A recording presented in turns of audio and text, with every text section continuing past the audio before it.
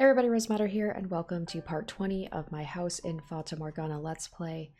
In the last episode, Michel managed to somehow bumble his way through getting more information out of Nelly and hit her with the hard truth about what Mel has been doing with Morgana and how she is getting her quote-unquote medicine. And after a confrontation with Mel and Nelly, the truth is coming out from Mel's point of view. So far, nothing that I don't think we didn't already know. Just going into more of the backstory about Mel and Nelly and about like how they ended up at this place and him meeting Morgana to get the medicine for Nelly, and then the confrontation with the swordsman. And now we're dealing with the aftermath of what Mel has done. So we're going to get back into that, and hopefully we can convince Mel to help us free Morgana.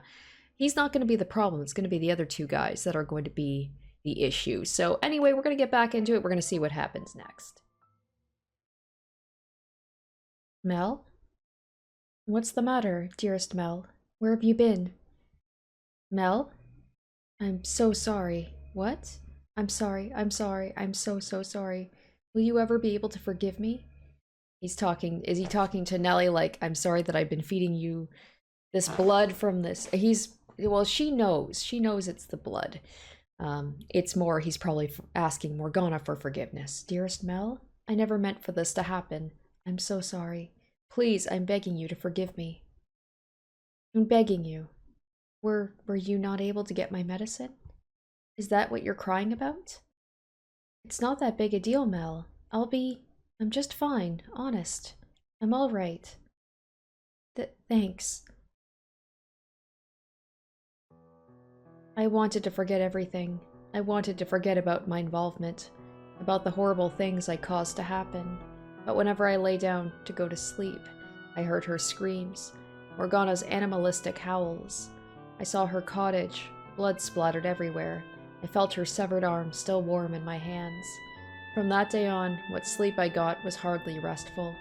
Nelly probably didn't notice anything through her feverish haze, but I'm willing to bet I looked like hell. Praying time would cause the memory to fade. I started looking for doctors again. Instead of clinging to a miracle, I would try to have Nelly's sickness cured the way normal people did. At some point, though, all that money had been given started running low. If I'd thought about it for 2 seconds, I would have seen it coming. I hadn't exactly been frugal in my attempts to find a cure for Nelly, nor had I been especially concerned about money before she fell ill. I was so used to living like an aristocrat, I hadn't succeeded in breaking those old habits, which left me with only one thing I could do for Nelly, to be with her day in and day out. Every day that passed, I lost a little more hope. If I couldn't do anything and Nelly died, I would be utterly alone, and that was what scared me more than anything. The nightmares were eating away at me, leaving me with nowhere to run. If I didn't have someone there with me, I wouldn't have been able to hold myself together. After 3 or so days of me sitting by Nelly's bedside, hardly moving, there was a knock on the door. Who's there? Who is it? Open the door, unless you want me to kick it down. My suspicion was correct. I couldn't think of anyone else who would come visit. But what I didn't know was why he had come back. I don't want anything to do with you anymore. Open the door. Leave me alone, please. I want nothing to do with anything you're doing. Open the door. No, I'm not letting you in for any reason. Okay then, I'll break it down. Don't. My sister's inside sleeping. I don't need you waking her up. Then open it. Ugh. What do you need? I did everything you asked me to already. What happened to the witch's arm? I threw it away. You really think I was going to keep that? A person's arm? Mel, what's going on? Do we have a visitor? Nelly, I should get them something to drink. Don't worry about it, Nelly. You get some sleep, alright? Can we go outside? I'd really rather not talk in here. Fine by me.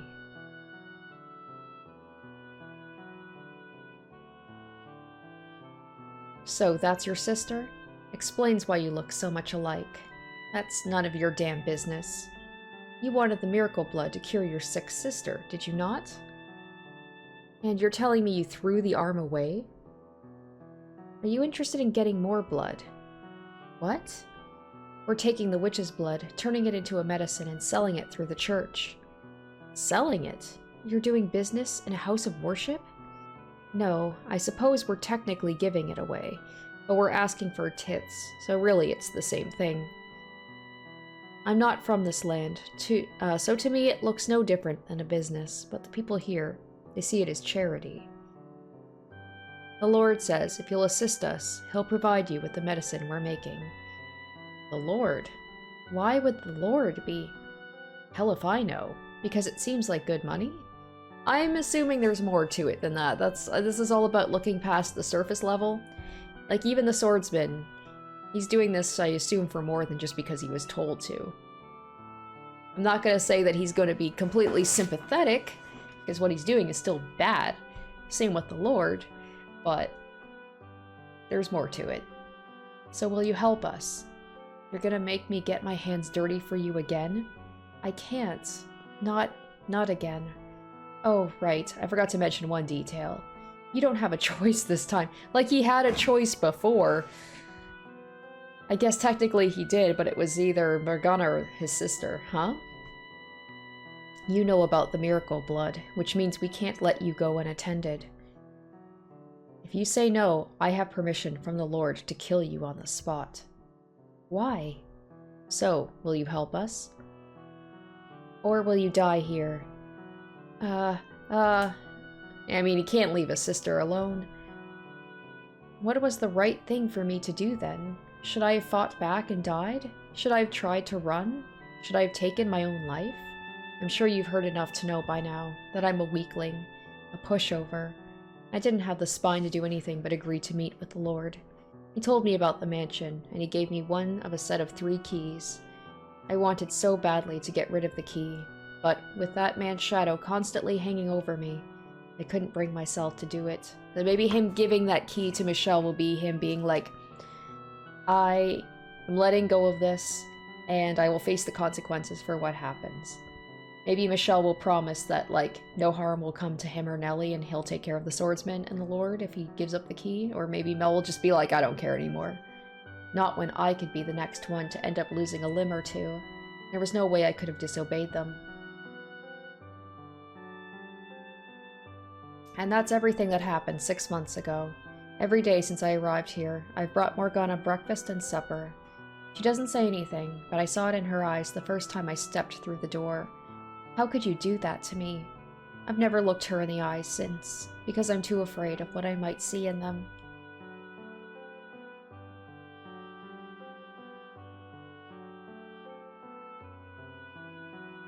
And that is how I ended up here. So he was threatened. He didn't actually want to cause Morgana harm. I never believed in it for a second he actually wanted to cause her harm. I mean, hasn't he said it himself that he was threatened? Like, we even saw it through, I believe, even Morgana's point of view. I think it was pretty implied that, like, Mel didn't want this to happen. It doesn't excuse what he's done, though. See, what did I tell you? I'm not at all the brother you thought I was. Mock me, ridicule me, call me worthless, a coward, a terrible person. Go on, what are you waiting for? But you were threatened, Mel. I think he almost wants to be. He wants them to say bad things about him because he feels terrible for what he did, so he wants other people to, like, admonish him too. He said he would hurt me, hurt you. That's the only reason you went along with him. You didn't do anything wrong, dearest Mel. The other man is the bad guy, not you. You did the best you could. You didn't have a choice. That terrible man forced you to do everything. Nelly, you didn't do anything wrong, dearest Mel. No, I didn't. I didn't do anything wrong. I had no other choice. That's not true. All you're doing is closing your eyes. What? You mustn't coddle yourself. What was I supposed to do then? Don't be mean to my Mel. Did you really do the best you could? Did you even once try to do something about the situation, as hopeless as it may have seemed? Could you not even conceive of any other options? Could you not have come up with something else to say at Morgana's house? Something that might have given her even the slightest clue she was in danger? But when she opened the door, did you do anything? Did you even so much as attempt to stop him? My legs were shaking so bad I couldn't move. There's no way I could have stopped him. Then, at the very least, you shouldn't have fled. You should have stayed and told her the truth. You weren't there willingly, and maybe she wouldn't have felt so utterly betrayed. But he was there. You think I could have actually stayed there with him? Not a chance. And it's not like Morgana would have... She opened the door because she trusted you. Oh, sorry, I didn't mean to skip ahead. She isn't the easiest person to read, but she was opening up to you. And what did you do with that trust? Stop it, please, you've made your point. It's not all Mel's fault either. If anything, he's a victim. He was just trying to protect me. Were you listening to anything he said, Nelly? You were not Mel's first priority. He did what he did for his own sake. Damn, Michel is just not letting it, like, he's not giving him an inch. Well, what did you expect me to do? Pull courage I don't have out of thin air? What's so wrong with self-preservation? There was nothing I could have done to stop him. I'd love to see you try and do any better. Then maybe you'll understand how scared I was. How little I could have done. It must be nice to be an outsider, to talk about my experiences like you know anything. Analyze my decisions, go on about what I should have done. You don't have a damn clue how terrifying it all was. How I felt having to go through it. Oh yeah, you're right. It sure would have been the courageous thing to do, to sacrifice your life for someone else. I mean, Michel can flex on and be like, yeah, I literally did do that, so... But you know what? People like that only exist in stories. Except you don't actually understand that. You just want to give me crap for not being perfect. Do you want my pity? Is that all you want? If I tell you I feel bad for you and, oh, how hard it must have been, will that satisfy you? Do you not want to know what you can do now? What's even left to do? Nothing I do is going to make her situation any better. It won't make her arm come back. All is not yet lost. Open your eyes. Take a good, long look inside yourself. Think about what you can do. Stop sitting on your hands telling yourself it's too late. There's still time to make a difference. You just have to commit to act. I don't think you're an especially bad or cowardly person. I think you're an ordinary young man. It might sound like I'm telling you to do the impossible. But soon the time will come when you must make your choice. When you must stand up and take some responsibility for what you've done. No one's childhood lasts forever. The good days are long behind you before you ever realize they've passed.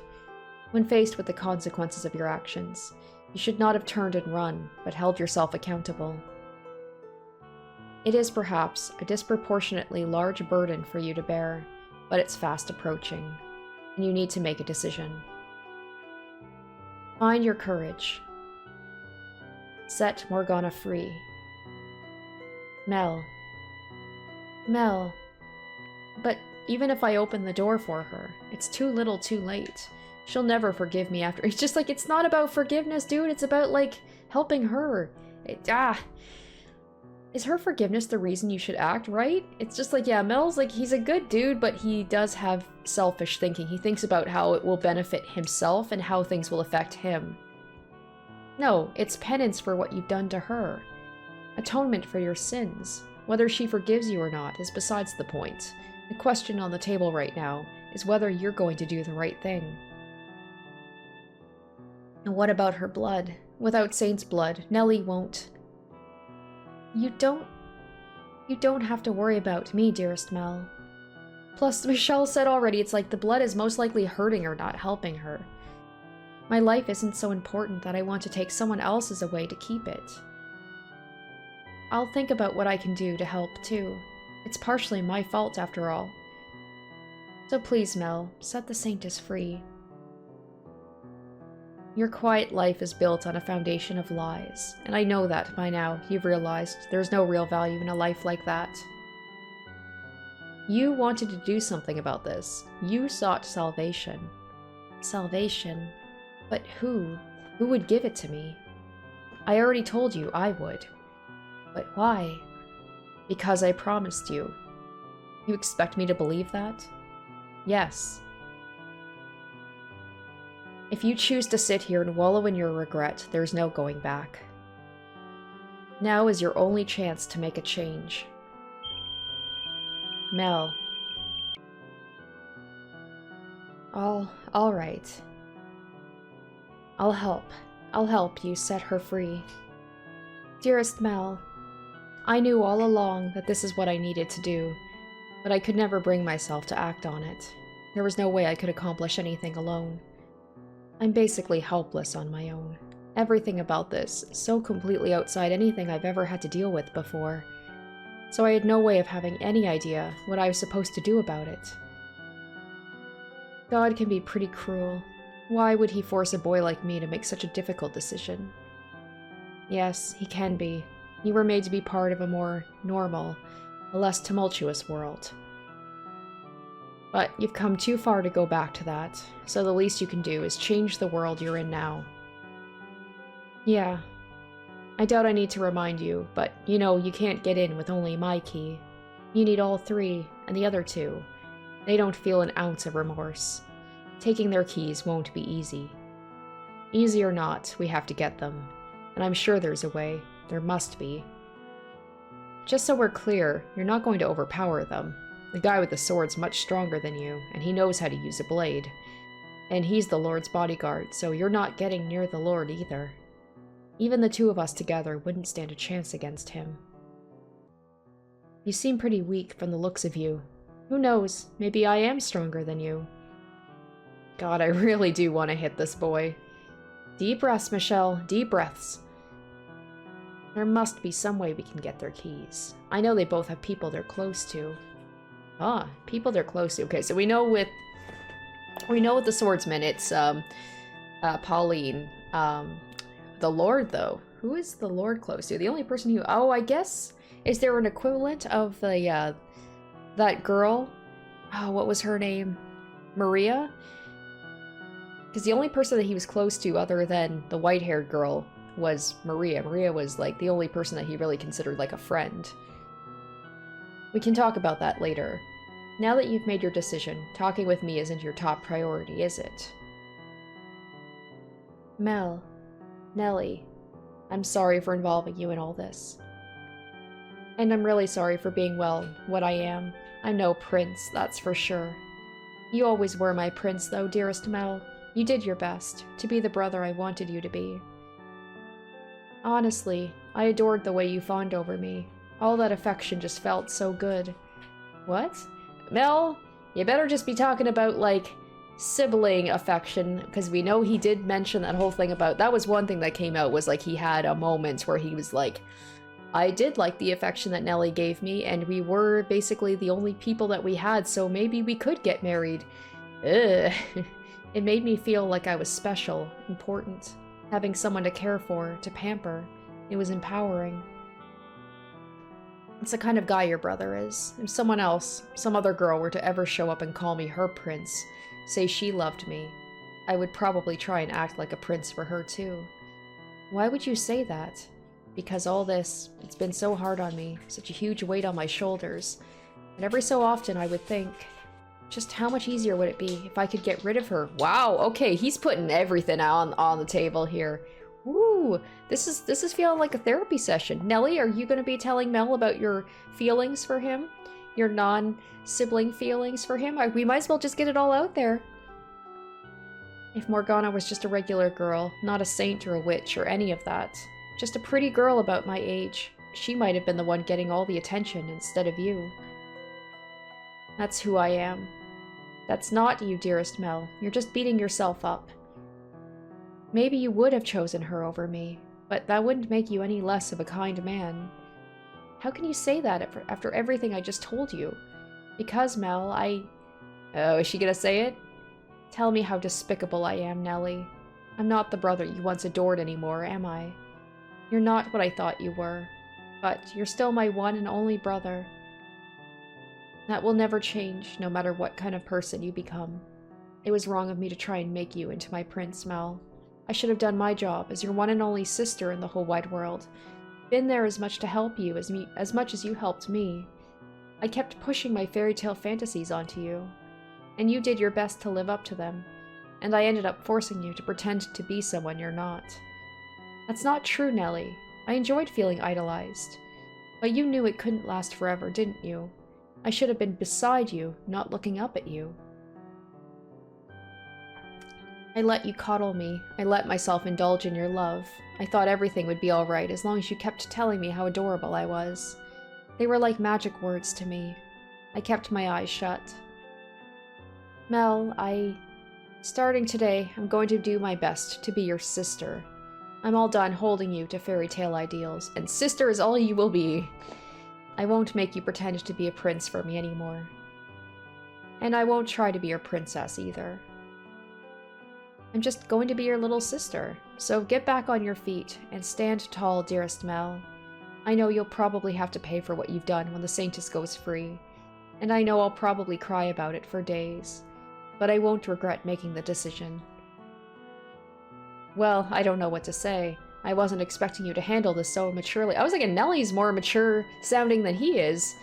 She speaks so eloquently for such a little girl. You're putting your big brother to shame, Nelly. Mother once told me girls grow up faster than boys. She was right about that. Thank you, Nelly, for accepting me, in spite of all the awful things I've done. And for having me as your brother. You're quite welcome, dearest Mel.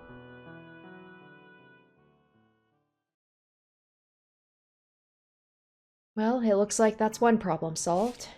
They finally reached the point in their relationship where they belong. If she could have come to terms with herself sooner, come to an understanding with him, then maybe she could have reeled in her ideals before she lost control of them. Yeah, maybe. This Nelly and the other Nelly seem to be of the same essence. They both have a, somewhat excessive love for their brothers. And that love expressed itself by transforming him into a prince. If she could have done the same thing than she did here, then maybe their tragedy could have been avoided. This is before then, though. Since they were able to fix things up in this life, maybe it'll have a positive effect on their next life. This could change the future. Butterfly effect, right? They may share the same souls, but they lived in completely different times. Do you really think something like this could have any effect on the lives of people hundreds of years from now? There's no way to be certain, of course, but considering how tightly the two seem to be bound, I doubt it will have no effect. Oh, I want to see that. I hope at the end we get to see, like, if the actions here change the future lives. I want to see that. I want to see everybody have their happy ending. I hope it has some effect. Giselle, I was there in the mansion as it all happened, and I just stood by and watched. I feel so guilty about that. If I'd done something, then maybe it wouldn't have turned out like that. I hate what I was then, what I was until just recently. From the memories left imprinted through the mansion, I showed you bits and pieces of their lives. And as I told you their tale, the only thing I contributed was disparaging commentary. I don't feel like you were that critical of them. I absolutely was. I talked about them like they were somehow beneath me. Yes, you did occasionally offer an opinion on someone or something you showed me beyond the doors. But the fact you were mostly detached from the events there is what allowed me to get to the core of their characters. If you hadn't been in the position you were, if you could tell me the story the way you did, I would have never been able to talk them into helping. You contributed more than criticism. Your words weren't for nothing. They made this possible. It makes me feel a lot better hearing that from you. And if you still regret your inaction, then make up for it now by taking action here, and have faith it will bear fruit in their next lives. I will. I wonder if Morgana might have a change of heart too. It's not like Mel wanted to bring her so much pain. He deeply regrets what he did, so maybe she won't bear quite as much resentment for him when she learns that. Yes, I know what you're going to say. If that was enough to assuage her, she wouldn't have held on to her hatred for all those hundreds of years. Still though, I hope it does something for her, however small. As do I. It's, gotten pretty late, so I'm going to take Nelly back to the cottage. Okay. If you have some secret plan to get the other 2 keys, could you fill me in on it tomorrow? Sure. Also, I could get you another room if you wanted. This one isn't the nicest. No, it's fine. I've come to realize I'm more at home in less comfortable environments. Michel, am I just imagining it? Or was that as depressing as it sounded? That's not quite what I was going for. Well, anyway, if you're fine with it, suit yourself. Say, I've got one huge lingering question, if you wouldn't mind enlightening me. Yes? Why would you go to such lengths for me? You seem to know Morgana, so I can understand why you would be fighting for her. But me? I had a part in putting her in that tower. You have every reason to hate me. So why would you want to help me? If this is all it took for me to hate someone, I would curse every last man and woman in the world. Yeah, Michel definitely, like, he has... I know he says, like, he's basically a mockery of the saint he was named after, but his patience and his forgiveness of people is very saint-like. You know, people have done horrible things. His own family has done unspeakable things to him, and yet he couldn't bear to hate them or curse them. I bear no animosity for you, and even if I did, you've committed to take action. That doesn't explain why you were so concerned about us. It almost seemed like you actually cared about me and Nelly. But we're complete strangers. We've just met today. Because some part of me couldn't think of you as strangers anymore. Huh? That's right. When he came by this afternoon to talk, he didn't feel like a stranger to me either. It was weird. It was like he'd known me my whole life. So I made him into my second brother. Your second brother? You're more than welcome to change the order, Nelly. Make him number 2 and me number 1. Hey, Michel, he's able to make jokes. He's got to work on that smile, though. Oh, I wish I could join in and be big sister number 1. I'll have to think about it. After all that, you might be number 1 material. Whoa, whoa, whoa, whoa. Why is that even up for consideration? Hee hee, I'm just kidding, dearest Mel. Oh. I'm still kind of confused, but anyway, I'm glad someone like you showed up. I've actually been praying every night for God to send someone who could get me out of this. I really am useless all on my own, constantly looking for someone to help me, unable to do anything by myself. And trust me, I realize how pathetic that is. Now you must have had a pretty good life. Oh really? Oh really, to be able to be so proactive in the face of adversity. Sometimes it's people who have the worst lives. They have to be able to overcome it, right? It's like either you sink or you swim. I feel like it's kind of the other way around. I feel like people who, it's kind of like Mel, people who live in, not to say all people, but people who live like in a world of privilege, when they do have hardships happen, they don't really know how to handle it. And I'm speaking personally here. And then people who've had it harder, they learn that they have to, like, if they want to make it through, they got to get their inner strength. They have to get through it themselves.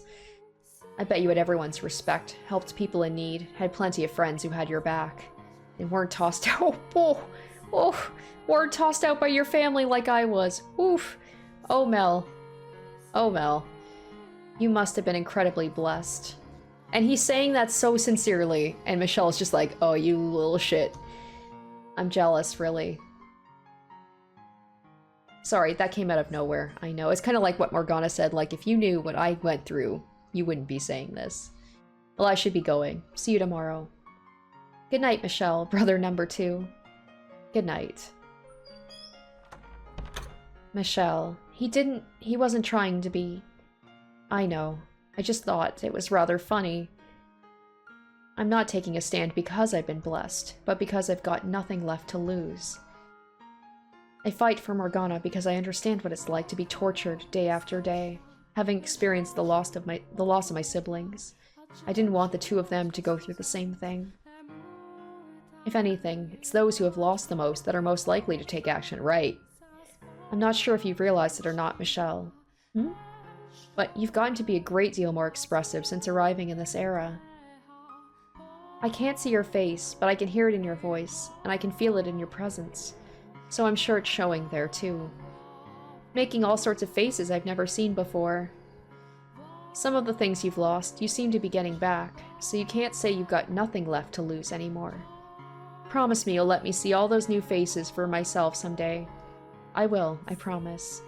If we can manage to destroy the mansion, that should release you from its darkness, and allow us to see each other once again. I trust you. I have faith we can do this.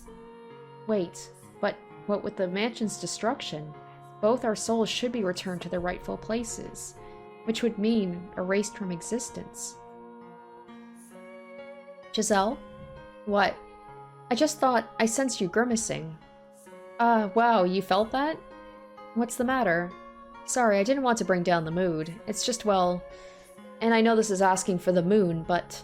I was just thinking it'd be nice if you had a life you could go back to. If I did?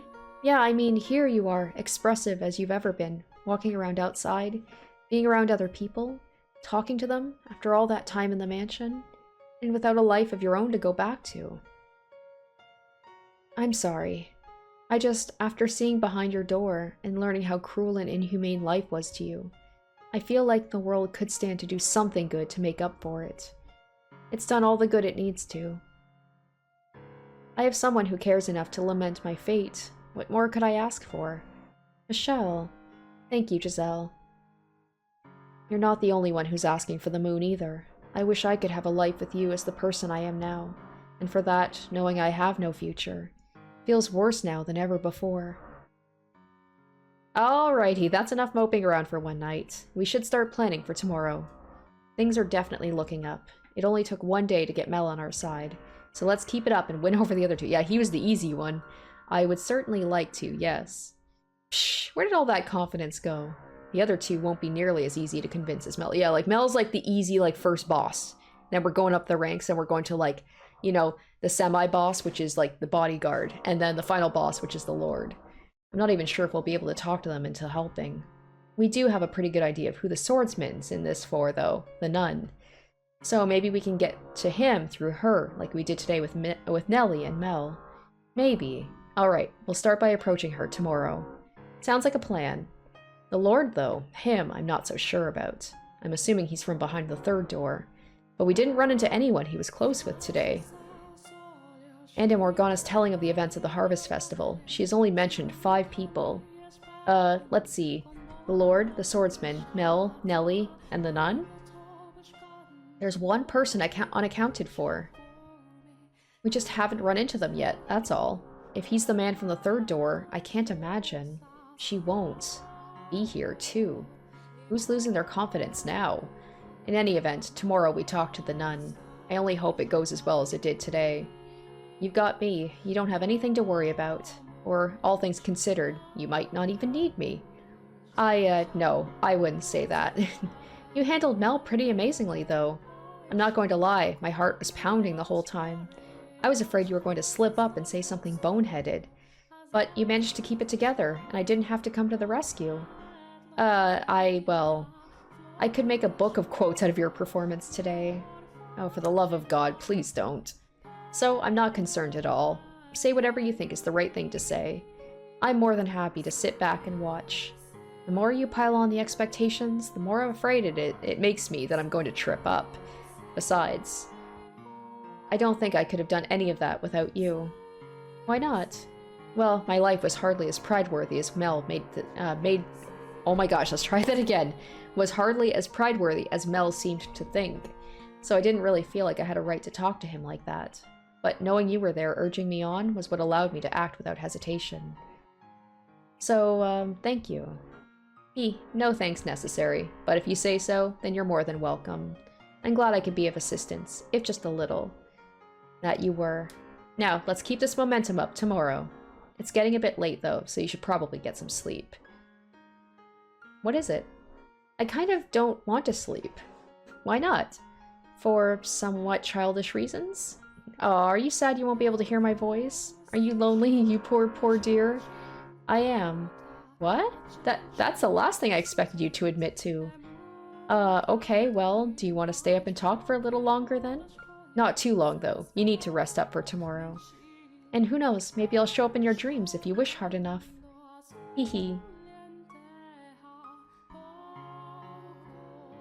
The fact that I'm even able to talk with Giselle right now is a miracle and a blessing, so it is avarice for me to yearn for more, or is it avarice for me to yearn for more, knowing I've already been granted such a great bounty? I want to see her face as much as she wants to see mine. She's infinitely more expressive than me, and I want a good long look at all those many expressions up close. I want more than her voice. I want her whole body. I want to feel her warmth. In this era, I have all 5 of my senses in full working order, as I did when I was alive. Giselle, though, she doesn't. She remains dead. As lively as she may be now, that's one thing she did not get back. I truly wish she could have been here too. She would have certainly found more joy in her renewed life than me. And she certainly belongs under the sun far more than I do. But she, rather than me, was the one left behind in that realm of darkness. A fact that frustrates me immensely. In life, I would have considered her remark about seeing her in my dreams silly and saccharine. But now, I very much hope it happens. Alright. 2 days until her death, right? Or is it still 3 days? Ah, there we go. 2 days until her death. This is feeling like Majora's Mask right now. Like 2 days until the final dawn. Wake up. Come on. Wake up, please. Come on, up with you.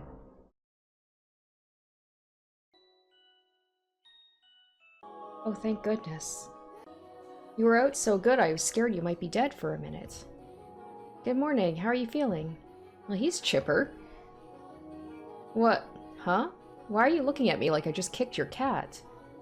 It's incredible how much more pleasant it is to be woken up by a woman than a boy. That's the thanks I get for waking you up?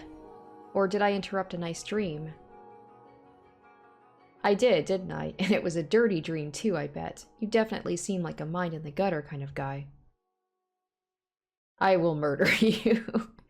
Whoa, whoa, whoa, let's not be hasty now. You said you were going to help me out. That doesn't sound very helpful. And the worst part is how similar his wake-up call was to Giselle's. I'm just kidding. And you know, I can get up on my own. Fair enough, I guess. Though put yourself in my shoes for a sec. I came in and you were still as a corpse. It startled me enough that I took your pulse. He touched me while I was sleeping? It was faint, but it was there. That's wonderful news. They're handing out breakfast in the dining hall. You can go get a plate yourself if you want. It's just some bread and wine, though. Dining hall?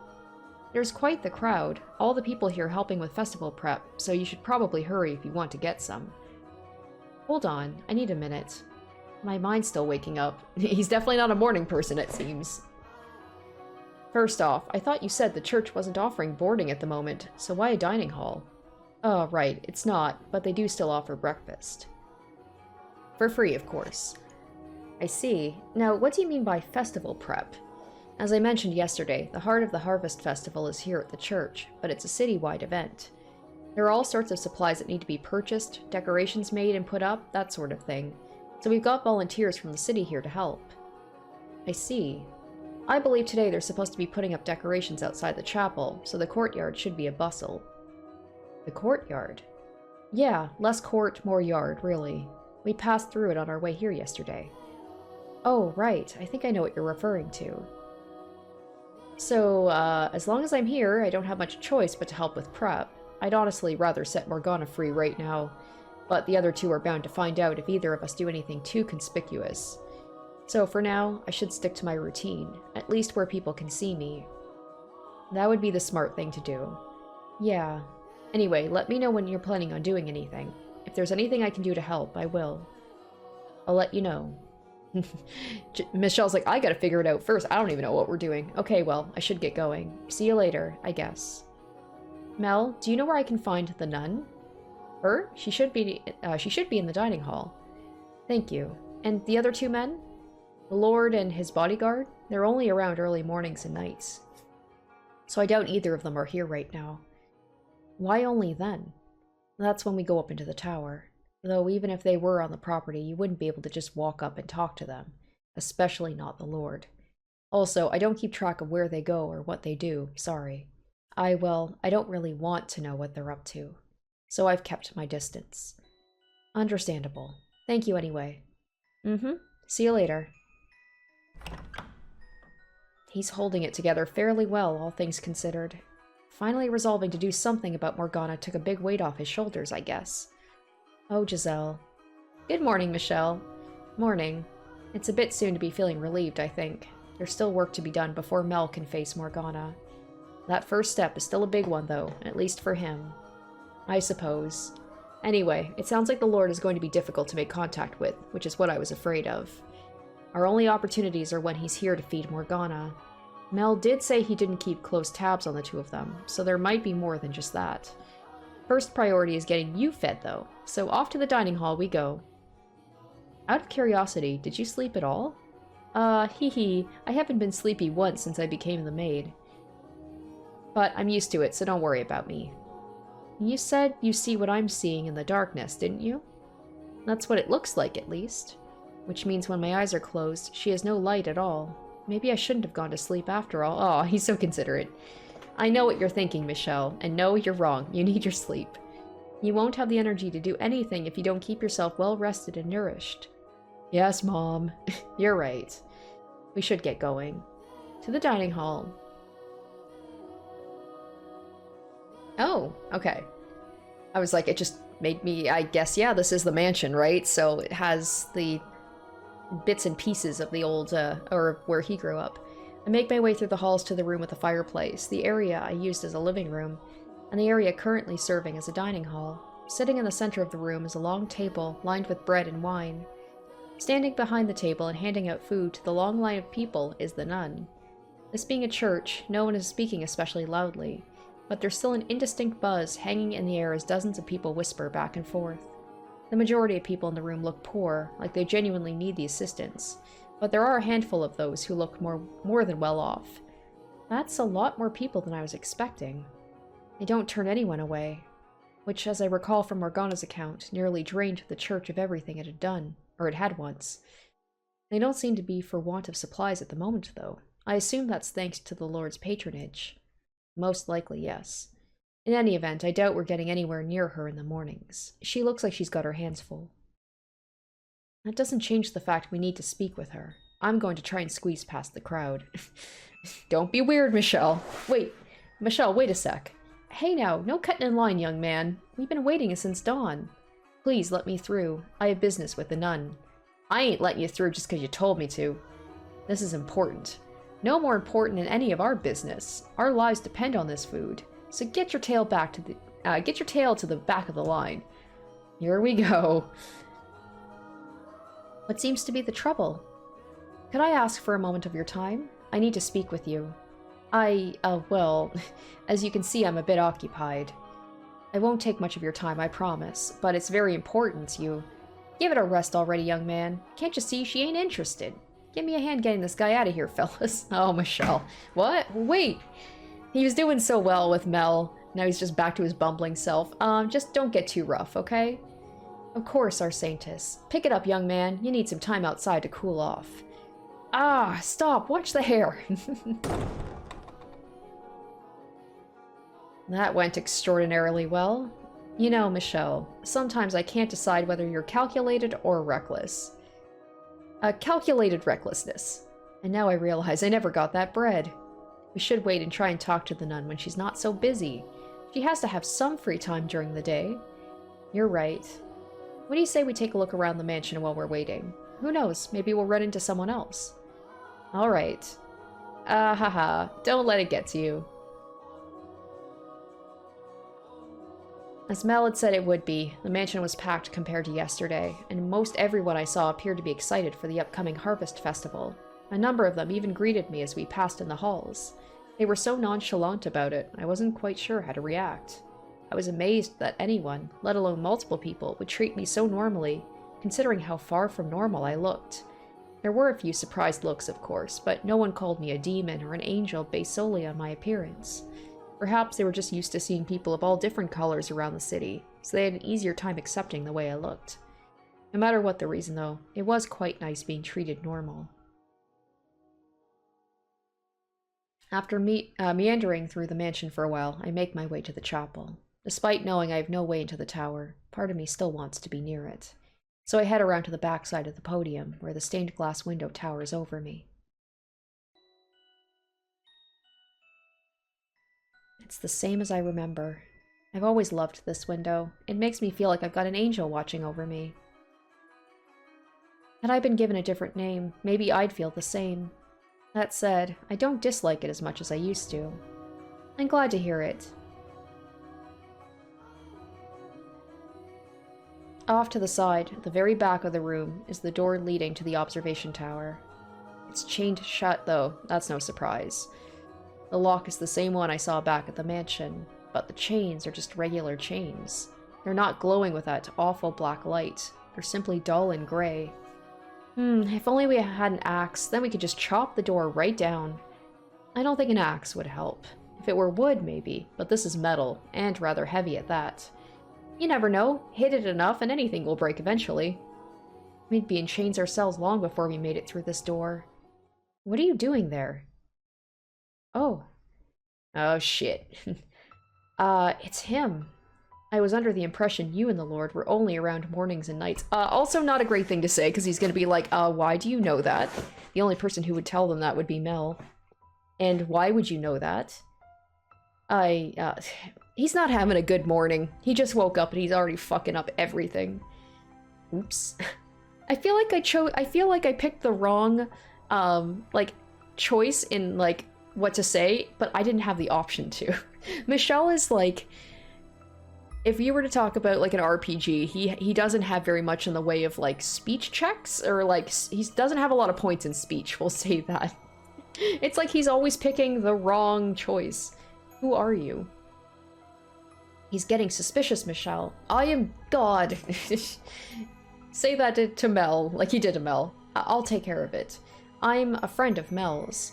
A friend of his? Oh, great, you just brought Mel into it. Does that surprise you? Never once have I seen a friend of his before. He had plenty of friends, or he has plenty of friends, I'm sure. No one has had the opportunity to pay him a visit, that's all. Never mind the boy's social dealings. Was he the one who told you my schedule? That I work for the Lord? I've got to be careful about what I say here, or he's going to start getting suspicious of Mel. I'm gonna save just in case. Maybe there is going to be, an actual option to pick something. I asked him. Asked him what? I heard some talk around town saying the Lord was seen coming in and out of this estate on more than one occasion. Naturally, that caught my attention. A lowly peasant like myself almost never has the opportunity to cross paths with the Lord. So, hearing he was a regular visitor here, I was hoping to have the honor of catching a glance at him. When I asked Mel about the Lord, he mentioned he had a bodyguard, which got me wondering, what kind of person would someone so distinguished entrust his life to? Dig around too much, you're liable to end up in the ground yourself. So, he told you I was the Lord's bodyguard? Was he not supposed to, for some reason? No, it's true, I am his bodyguard. The question is, how did you know it was me? It wasn't difficult. You do rather stand out from the crowd. From Mel's description, I was able to recognize you almost immediately. If our roles were reversed, you would have similarly little trouble identifying me from a short description. The only thing distinct about me is my race. Where do you come from, if I may ask? Beyond the Silk Road. From the east, then? What country? Is that any of your concern? No, I'm just curious. Why is your hair white? Why are your eyes red? They're naturally that color. Is that so? Nature can be quite the ball and chain. Is it just me, or does it sound like he's sympathizing with you? Yeah, I was gonna say, he's opening up more than I was expecting. It's hard to say. Honestly, I'm still having trouble reading him. Either way, it sounds like he bought your explanation. So, it does, which is a relief. Now, what business do you have with this door? Ah. The door was not my objective. I came to look at the stained glass window. I happened to notice a door with an unusual lock off to the side, so I got curious and went to look at it a bit close. The area behind the pulpit is off limits. I was unaware. Maybe I'll have to put ropes up then. Why is it off limits, though? You were pushing it, Michel. Is that any of your concern? No, but the way you're talking about it has piqued my curiosity. Do you not know how to keep your nose out of places it doesn't belong? Get out of here, and don't come back. As you wish. Hold on. Yes? Your name. Michel. Michel, almost the same as the angel there. That would be because I was named after him. I see. What an unfortunate name. I despise angels. May I ask what yours is? I have no name. You don't have? What do you... No, never mind. Farewell. I mean, that could have gone better. Could have gone worse. At least he made it out with his life. Wow, that was scary. He does not want anyone getting near that door, huh? I thought he was going to pull his sword on you. I wonder, would I die if he tried to kill me? There aren't many people who could get away from a blade like that, especially in his hands unharmed. I think he means because, like, he's not supposed to be in this time anyway. Like, is he... And he's in kind of like a weird, like, he's living, but he's not. So, like, what would the consequences be if Michel were to die in this world? You're probably right. Having already died once, the idea of doing so again feels wrong somehow. You managed to talk him down, though. I'm surprised. You're quite the accomplished liar, Michel. Is that so? It's hard to believe that was the same awkward, stuttering Michel I know and love. Am I really that much of a bumbling fool normally?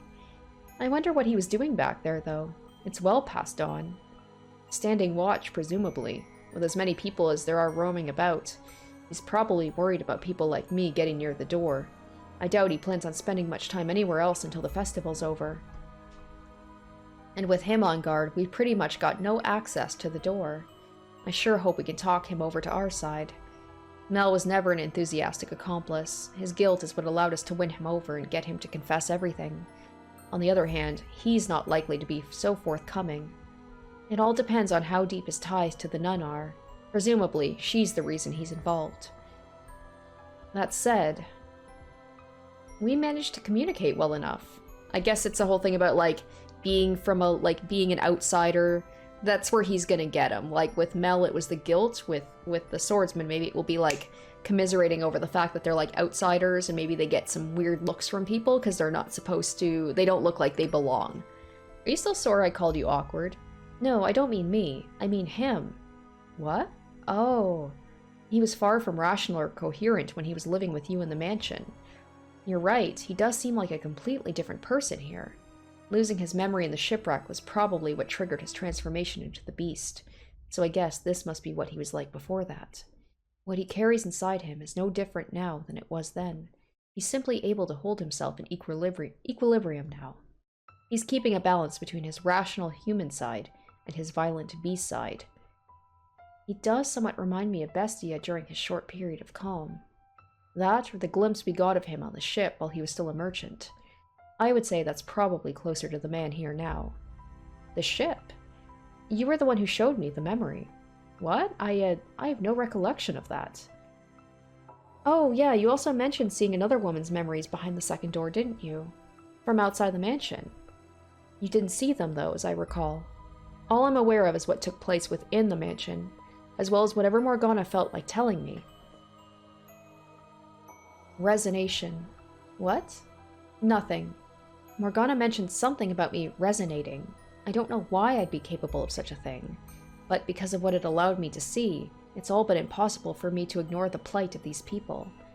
Anyway, the point is, however rational he may appear, we mustn't forget that that is not the whole picture. He is as much a killer in this life as he was in his next. He's a man of many faces. The gentleman he was around his lover, the brutal, merciless man he was on the ship, and the beast that lurks beneath it all. Everyone acts differently depending on who they're around. But there's something unsettling about how he does it. I do wonder what he meant when he said he had no name. As I recall, he was from somewhere far, far away in the second door. And he looks Asian here too, so maybe he's from the same... He reminds me of Game of Thrones, Oh gosh, what was it called? The faceless one or whatever. He had no name, the whole thing. A girl has no name, like has no name, can change their faces. Kind of reminds me of that. He said he crossed the Silk Road to the eastern end of the continent, presumably. I wonder if he has the same name or not. I can't even remember. People have told me multiple times, but it's been so long since the second door. I can't for the life of me. I think it starts with a Y, but I can't remember. It was an unusual name. Oh, what was it? Ukulele! No, that wasn't it. It was...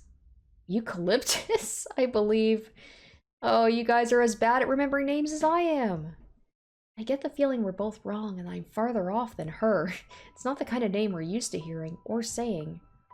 Hopefully we'll be able to get it out of him. Hopefully. But for the time being, we should go looking for the nun. I imagine she doesn't have her hands quite as full by now. Probably not. To the courtyard we go then.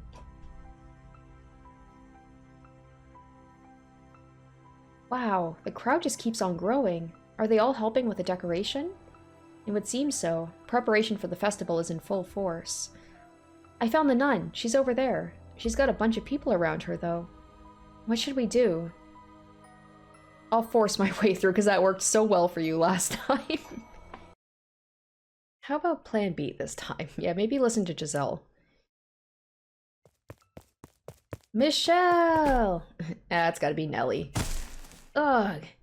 Are you alright, Michel? You went down pretty hard. Oh, you're such a weakling, dearest Michel. Maybe the fact that, like, Nelly vouches for me, maybe that'll get the nun to talk to me. Or maybe be like, hey, can you tell the nun to talk to me? Because she seems close with you. I don't weigh that much. Not enough to knock you over jumping on your back. You gave me no time to brace myself. Pish-posh, my Mel would have had no problem catching me, and then he would have spun me around like a princess at a ball. Unreasonable doesn't even begin to describe your expectations. Are you sure you should be running around like that? I thought you were in rather poor health. Amazingly, I'm actually feeling pretty good, and I haven't even had any medicine today. Maybe because I clear things up with... Wow, how wild would that be if this fever was literally just from, like, some weird kind of, like, psychological weight or guilt or something that was, like, bearing down on her? I mean, the thing is, like, the blood wasn't actually helping her, but because she believed it was, it made her feel better, like a placebo. So, like, what if that's all it was? It was just because, like, she feels better emotionally. Now she's all better. I cried my eyes out last night, but I feel better now. Hey, you know what? Sometimes you just need a good cry, and you feel so much better after. I'm glad to hear it. They do say health is as much mental as it is physical, so you might keep getting better if you stay positive. Just don't push yourself. Why, thank you for your concern, my dearest Michel. She's taken quite a liking to you. How do you like that? It's nice, isn't it? I'm more not sure how to react. Oh, just go along with it. You know you want to. I wish I could be there too. I want to pat that sweet little head of hers. What do you think she is, a cat? Now that she's opened up, though, I will admit, she is rather sweet. Oh, there you are, Nelly. Don't run off like that. You scared me. It's not my fault you lost sight of me, dearest Mel. I'll try to keep a better eye on you. So, you came to check out the courtyard, Michel? You know, you really stand out from the crowd. Mel's not gonna make any mention about, like, look, my sister's all better. What a miracle. You're so pale, I could tell it was you from way off in the distance. Okay, as a fellow pale person, like, dude, not cool. I mean, I'm not as pale as Michel, obviously, but still. I am well aware of how conspicuous I am, but everyone's acting so unconcerned. It's honestly kind of disconcerting. I can't say people don't think you look unusual, but no one's afraid of you or anything. It's not easy looking different from everyone else, is it? It comes with its disadvantages, yes. And she would rather have to deal with the same thing. Or she would have had to deal with the same thing. That's another thing I regret. I wish I could have treated her more like a regular person. I guess I just wasn't mature enough to accept her. You spent much of your life in a very sheltered environment, so it's only human you would have difficulty accepting something that didn't fit within your view of the world. It doesn't make you a bad person. Regardless, you did treat her like a regular person. That's the reason she accepted your invitations to go on walks. I guess. Question, you know what she looks like, right? I do. What What did you think the first time you saw it? I know that's not the most tactful question, but I thought nothing of it. I simply saw her as a person, as a girl. I see. Well, what do you know? It looks like I am the bad guy. And you're a right saint. No, I've simply seen much worse. You know, you kind of remind me of her. I do? I mean, you're much more personable than her, but... oh, what's the word? It's not just the way you look. But there's something a little different than everyone else about you.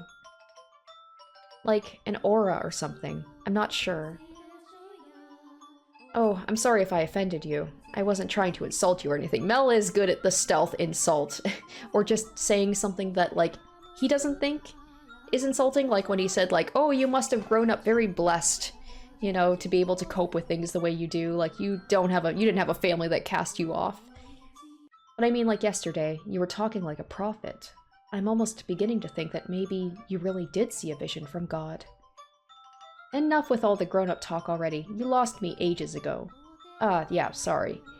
Who cares if Michel is a saint, or a prophet, or the archangel himself? Michel is my second brother. Besides, he doesn't look all that weird to me. The saintess is probably just an ordinary girl, too. I'm big enough now that I won't think badly of her, no matter what she looks like. You are, yeah. And when she's free and feeling better again, maybe we can get together and bake something. That would be lots of fun. She'll forgive you, I'm sure of it. You know, maybe we shouldn't be talking about this so loudly. Wouldn't want anyone to overhear us. Oh, right, sorry. But everyone's so busy prepping for the festival, I'm sure we're fine. Better safe than sorry, though. As you say, dearest Mel. So, Michel, are you here to help with prep? No, I was hoping I could find some time to talk with the nun. With all the people coming and going, she's going to have her hands full until the festival starts. Well, that's unfortunate. Is it that important you talk with her? She may be able to give us information that could assist in acquiring the second key. Second key? You're not saying she's involved too, are you? By my estimation, she doesn't know anything. She is, however, very much connected to the swordsman. Much like you acted to help your sister, I believe the nun is his driving force. Are you serious? I find that hard to believe. I mean, she's such a loving, charitable woman, and he's, well, a savage brute. A murderer. It has to be her, though. Have you ever seen the two of them acting particularly close? Never. She's kind to everyone. I've seen them talking once or twice, sure. But she wasn't acting any differently than she does around anyone else. It certainly didn't seem like they had anything going on. Maybe they're hiding it? Surely there's something between them. I would certainly presume so. Nuns aren't allowed to be romantically involved, so they could be having secret trysts. A forbidden romance. How exciting. Ha ha ha. So you need to talk with her then, Michel. Leave it to me.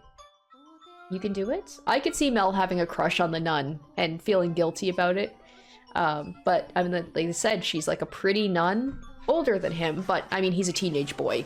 He's gonna have crushes around, like, pretty much any pretty girl, like, around him. Well, right now, she's showing people how to make the decorations. Oh my gosh, please have Michel try and make decorations and failing.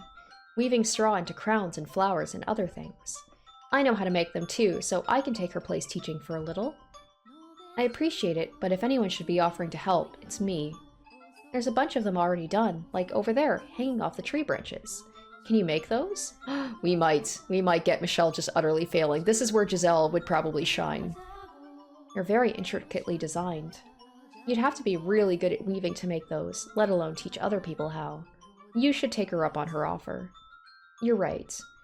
Your assistance would be greatly appreciated. You got it. I'll let her know you want to talk, so just hold tight. And you, dearest Mel, are coming with me. You get to help make decorations. I'm no good at this stuff, though. Nope, I said you're coming, and that's all there is to it. With me as your teacher, you'll be a pro in no time. Yeah, alright, you win. Let's go. Nelly seems to be in good shape, and it doesn't look like last night caused any problems for them. I'm relieved. Hopefully, they can continue down this path. They'll be fine, I'm sure. I pray they will be. Now, we should have a little time before the nun is available to talk, so I really would like to find some shade. Oh, is it pretty bright out today? I thought you could see through my eyes. I can, yes. I can see what's going on, just not as clearly as you. Not enough to tell how strong the sun is, for example. I see. Are you alright? I'm fine. I say, but the backs of my eyes are starting to hurt. 2 days now with hardly a cloud in sight.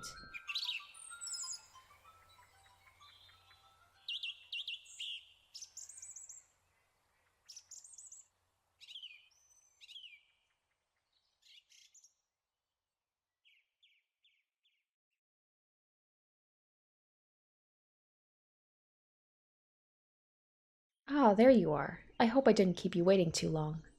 No, no worries. I apologize for pulling you away from your duties at such a busy time. After that little surprise this morning, I figured you must really have something you want to say. I do, something very important, and if possible, I would like to discuss it with you somewhere more private. Let me guess, you're going to propose to me? Now you should know better than that. I am a servant of God the Father. He is the only companion I am permitted to have. No, I just want to... I know, I'm kidding. I just wanted to tease you a bit. I can't be away for very long though, alright? I will do my best to keep it short. Okay, let's head inside and find a room then. After you. May I ask you something, Giselle? What? Yes, what is it? Is there something about me that makes people want to tease me? No, not at all. What would ever give you that idea? If you say so.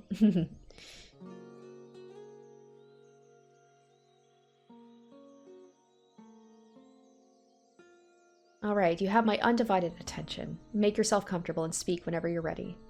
I am here to help those in need. My ears are at your service. The good, the bad, the ugly, tell me anything and everything. I wonder if I call her out on her relationship with the swordsman, if she's gonna get, like, upset with me. Because, like she said, God is the only companion that she's supposed to have, so she's kind of sinning in a way.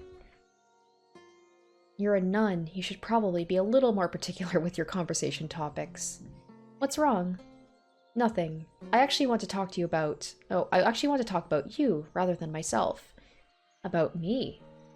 You, or the people you associate with, I suppose. Are you acquaintances with that Asian swordsman? The Lord's bodyguard? I mean, I know of him, but I can't say I know terribly much about him. What? I was under the impression you were quite intimate with him. Ooh, boy, it's just... Ugh, did someone tell you we were? No, that was just the feeling I had. Remember, I am a nun. Whatever you think you saw, you were probably imagining. Wow, she's just like, you dragged me over here for, like, to try and find gossip about me? I'm not allowed to give any man special treatment, let alone be intimate with one. There's something between you two, though. What do you mean, something between us? Maybe you should try telling her what we know about him here? His primary motivation is to keep her church running, after all. Is he not here to keep this church, your church, in operation? Is he... what? Did he tell you who he was? Or sorry, I'm so sorry, guys. I am having a hard time, like, reading today. Did he tell you he was? He did. Oh, really? That's a little... No, that's quite surprising. I hardly ever see him talking to anyone. Are you friends with him? Perhaps acquaintances would be a better word. Well, he seems to be a nice enough fellow. Are you really not close with him at all? Nope. So if he told you he was trying to protect this church, it would have been out of a sense of gratitude, nothing more. Gratitude for... A while back he was in a pretty bad place in his life, and I gave him some food. This was when I wasn't all the way out here, but at a church in the city. There were other nuns there too, as I recall. Right, we also served as an orphanage, so it was us and a ton of children.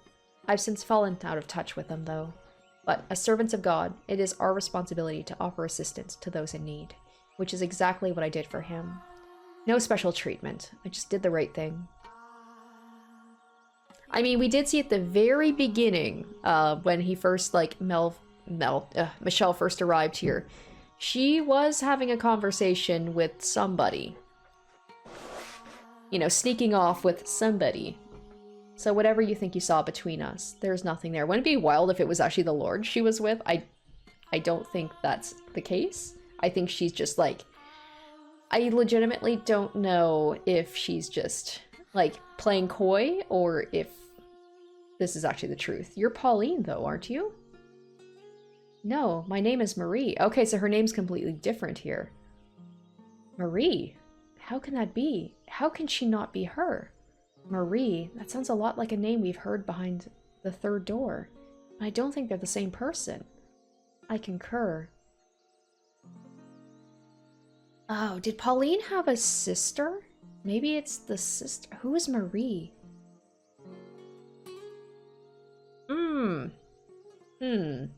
There's no guarantee everyone's name has to be the same. Mel's and Nelly's were, which made us think they all would be. That's true. And on the subject of assumptions, it's possible her connection to the swordsman is also a flawed one. If that's the case, then this just got really awkward. Because again, all we have to go on is Mel and Nelly. Although in Morgana's story, I'm pretty sure he said something along the lines of doing what he did to keep her church running. Was he not referring to this woman? I should get back down to the courtyard then. Nelly won't be able to handle everything on her own. It would be great if you could help with the preparations too. 1 second.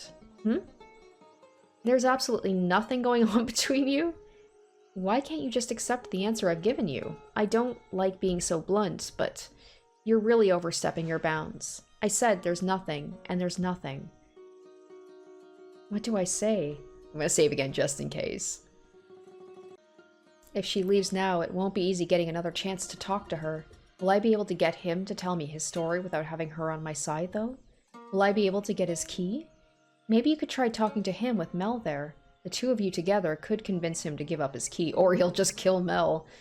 When I encountered his shadow in the mansion, he told me that if I had mentioned the key to him in the past, he would have cut my head from my shoulders on the spot. Then, should we try to find the Lord first instead? I think I'll try to shake her up. Take a leap of faith on there being something between them. Happy now? I should really get going. Hold on, just one last thing. Yes? Would it be possible for you to grant me access to the observation tower? The tower? Why? Because the Lord and his bodyguard are keeping someone imprisoned at the top of it. What? They've locked up a girl with miracle blood. It's not very appropriate to joke about things like that. I'm not joking. The medicine you're handing out, that's real human blood. What proof do you have? Oh, am I gonna sell? Okay, I was like, I'm gonna sell Mel out here. I have someone else who can corroborate my story. And what proof do you have they're telling the truth? The key, right? When you hear what he has to say, you'll know, because, like, why would he have a key to the tower? But the greatest proof is his key. I'm sorry, but there's no way I can believe someone's being imprisoned here. Your claims are an affront not only to the good people who give their time, money, and hard work for the church, but to God himself. Open the door, and you can see for yourself. I can't. I don't have the keys. And does that not seem the slightest bit unusual to you? Does it not make you think maybe it may be hiding something? No, because I know what's being kept in the tower. You know? The observation tower is the Lord's personal property. He stores his money and valuables there because the church is less likely to be broken into than his manor. Ah, smart. Smart of them to say that, because then it's going to look like I'm just trying to go after the money. His money? Even thieves fear God, so you can understand why he would keep his property here. Does that actually make sense, though? If he's so afraid of thieves, surely he can afford to hire guards. Well, he does have a guard. He doesn't like keeping guards around. Why not? Haven't you heard? There have been several failed assassination attempts.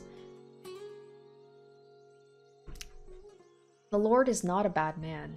He can just be rather aggressive in his work, which has a tendency to make a man enemies. Some of whom want to see him dead. I just realized, wait, the third door was Jacobo's, right? So Maria is... I'm looking at her right now. It doesn't look like Maria to me. I'm so confused. Keeping his wealth at hand only increases that risk. Now are you satisfied? Insist all you like, but he's not keeping money in the tower. He's got a... Are you after the Lord's wealth? Is that what this is about? What? Again, I don't like being so blunt, but... Who do you think I'm more likely to believe? The Lord who's been supporting me in this church? Or you, who showed up out of nowhere demanding me to open the door. I'm telling you the truth. There's a dying girl in that tower. I'm sorry, and I don't want to do this, but if you keep this up, I'm going to have to call the guards. I really must be going now. Well, it's going to be awkward to interact with her from now on. The swordsman, he helped imprison the girl in the tower, so he could get the money necessary to keep your church up and running. With your help, we could stop this. Take some time to cool off. Well, that didn't go over so well, but maybe it planted a little bit of, like, a seed in her mind. Maybe she'll have some doubts. Would it have killed her to be a little more open-minded? I really hope she considers the possibility of we're telling the truth, even just a little bit. Is she so defensive because she trusts the Lord that much? Or is her trust in the swordsman? Or maybe it's simply because she doesn't trust me. I think I'll head back to the courtyard. I need some time to consider our next move. That's a good idea. And there might be something Mel and Nelly can do to help too. Perhaps. Yeah, right? Understandable she doesn't trust me. I'm a stranger. But Mel and Nelly, she knows them. With the nun denying any involvement with the swordsman and him being so inscrutable, I find myself at a complete loss as to how to go about crossing the wall standing in the way of getting the truth out of him. My mind brings me back to the events at the second door, the most savage of the three tragedies. The things he did then were undeniably inhuman, which makes me wonder if his perspective on these events would have any influence on Morgana's perception of him. If at all, a positive influence seems the less likely. Was he the man? Or was he man, or was he beast? If nothing else, he wanted to be human in the beginning. What was it he truly desired? If he hadn't been under Morgana's curse, would he have wanted to be the same killer he was?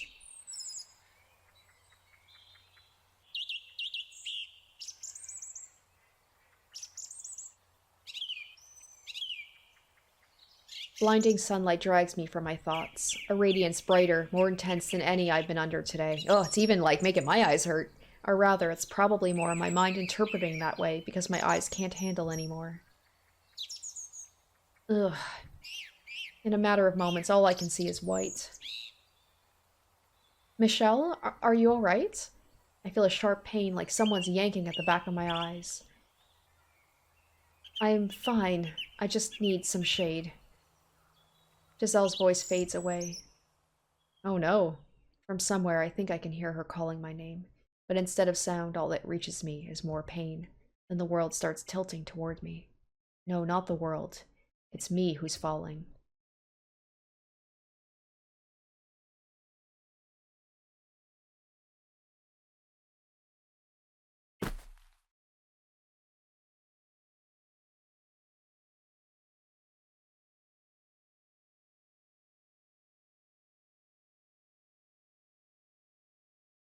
I'm not at the mansion? Where am I? Oh, Morgana! What? What? How? Wait, what? This does not look like the tower. You're awake. Morgana, what are you doing here? Does my appearance disturb you? That's to be expected, I suppose. I'm hardly what you would call attractive, after all. Morgana, this almost looks like the inside of her cabin. How do you know my name? How do I know your name? I came to save you. And she's got both of her arms. Where is this? Aren't you in the... This must be like a vision or something, right? Like he's probably unconscious and just imagining this. Huh? What just happened? I tried to say observation tower, and my voice completely disappeared. Where is this? I'm not sure how you couldn't know. This is the witch's cottage by the lake. I found you unconscious outside my door, so I presumed you came here in search of my herbal medication. Unconscious? Outside her door? Your arm. What? This is before she lost her arm. Does that mean I traveled even farther into the past? Or could this be... You must get yourself far away from this place, Morgana. Better yet, escape to another country entirely. Where did that come from?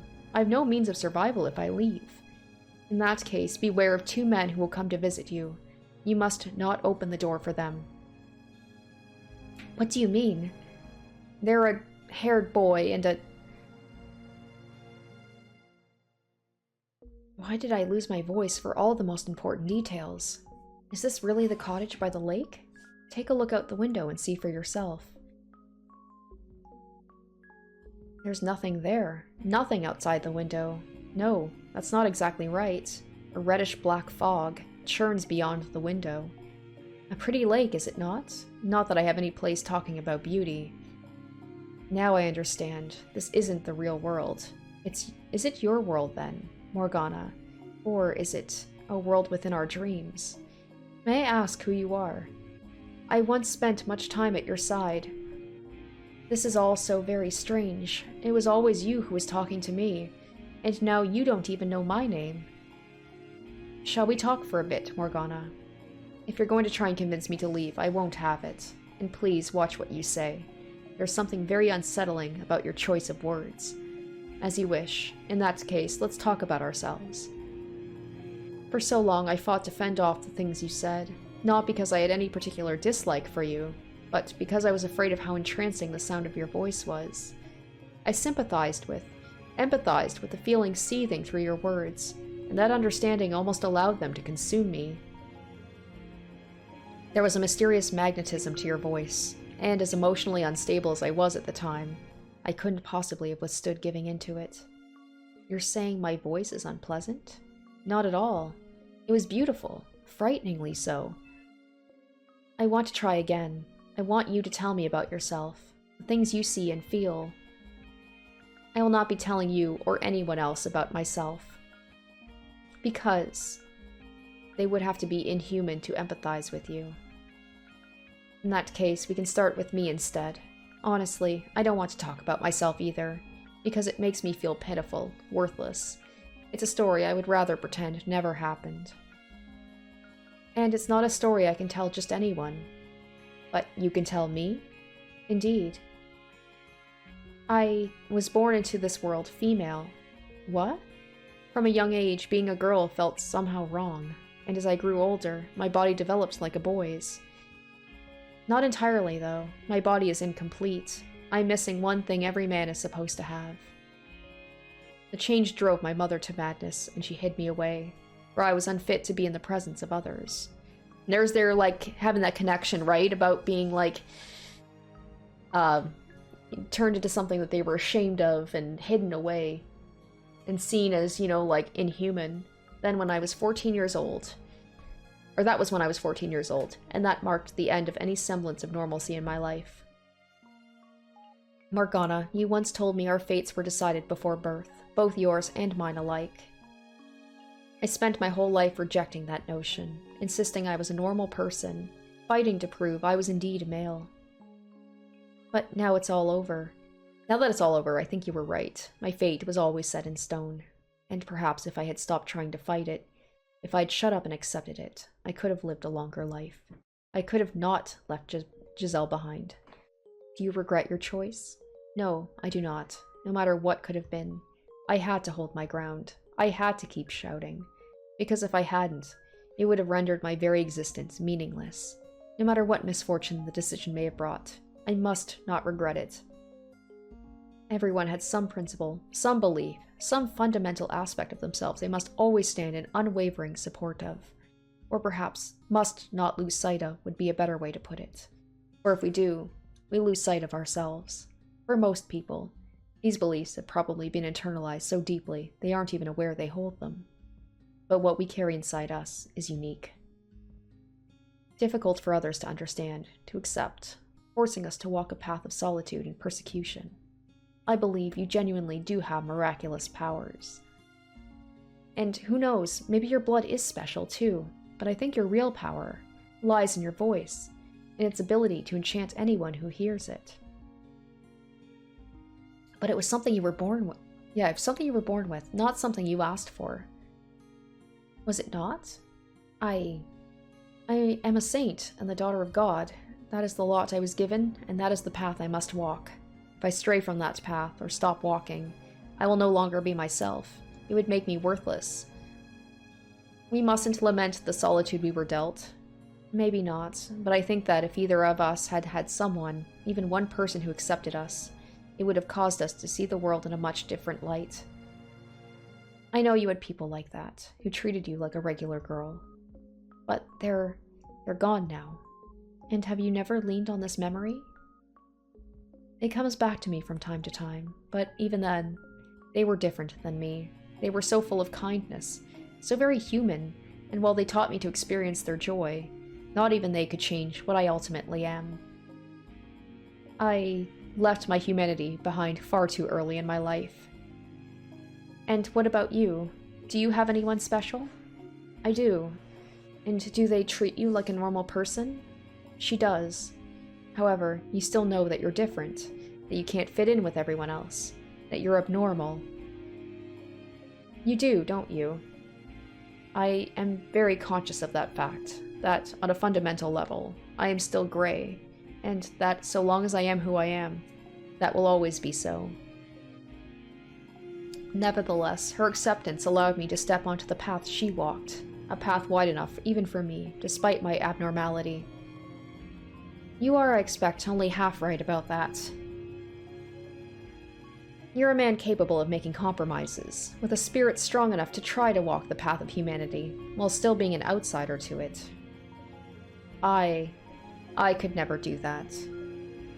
Someone could be standing there, some ordinary but incredibly kind and accepting person, holding their hand out for me, and I don't think I could take it, because I know if I do, it will only bring me more pain. So, if I am to take anyone's hand, it must be someone inhuman, someone fundamentally abnormal, and not just mentally or emotionally, but on a deeper level, intrinsically different. Morgana, maybe you could do it. Maybe you could understand even the tiniest bit of my fate. You could do that, couldn't you? Then do it. Understand me. Empathize with me. Take some of the weight off my back. Morgana, I have every intention of doing anything I can. But you have to understand, I am not from this time, Morgana. I cannot promise you I will be around much longer. So instead, take as much time as you need to find someone who will accept you, and with them, slowly bring yourself back onto the path of humanity. It will not be easy, I know. Constant fear is the looks people give you, dreading the things they think and feel about you, terrified by the thought they might abandon you at any moment, the ever-present anxiety about whether you're able to fit in with them. But I know you can do it. I know you can bring yourself back to a place you can love, like what you had 4 years ago. You really are.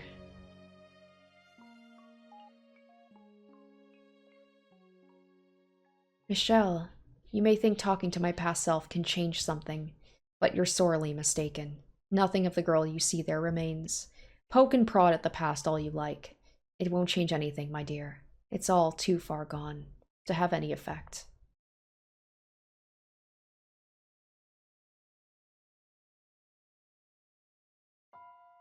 Alright, so that will do it for this episode. So, finally managed to get Mel fully on our side, and we knew he was going to be the easy one to get through to. Now, the tough ones are going to be the swordsman and the lord. And interesting that the nun is not Pauline, but Marie. I'm wondering if that's like a spin-off of Maria. But that would be the third door. That would be the Lord's person that he was close to, not the swordsman. So that's interesting. And then that thing at the end with the vision that Michel had of Morgana. So it seems like deep down, even though the witch Morgana said at the end, like, that part of me is gone. If you think that you can appeal to me and get through to me, you're wrong. I feel like there is that deep part of her that does want to be saved, or, you know, to let go of her hatred. So it'll be interesting after Michel's awkward encounter with the nun and with the swordsman, how he's going to be able to turn this around and convince the swordsman to give up his key, or maybe to convince the nun that he's telling the truth. Maybe she talks with Nelly and Mel. Maybe that'll get through to her, and maybe she'll be able to convince the swordsman to, you know, give up the key. We'll just have to wait and see. Thank you guys so much for watching, and stay tuned next week for part 21. Until then, bye. Special shoutouts to my top tier patrons: Kaori Makoto, Revealing Storm, Jared Fan, Tequila Mockingbird, Izzy Ibo, Joel Oostman, Asborn Kennedy, Harry Gazif, I Cognito, Locus Corollas, Wu Sing Chrysalis, and Lumi Arclight.